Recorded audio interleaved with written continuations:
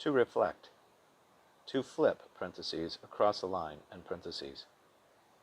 To reflect is to flip across a line or a point. The point or line will be defined, and if a line is used, the most common might be the x-axis, y-axis, and the line of y equals x, parentheses, which is a diagonally graphed line through the origin up to the right at a 45-degree angle, and parentheses.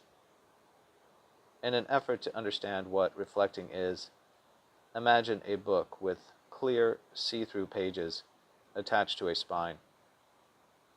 If a dot or shape is drawn on the left side page, and then the page is turned so that now it is on the right, and it is see-through, then the shape or point has been reflected about the line, which is the spine.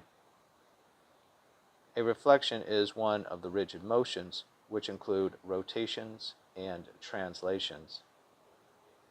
A rotation is what it sounds like, rotating a point or a shape clockwise, parentheses, to the right, and parentheses, or counterclockwise, parentheses, to the left, and parentheses, a set number of degrees, about a defined point called the center of rotation.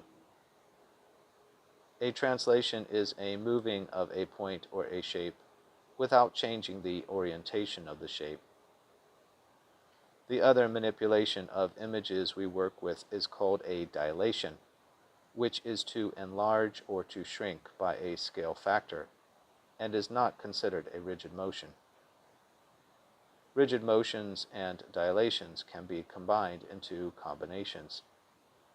To reflect is to flip a shape across a given line. Antonyms: rotation.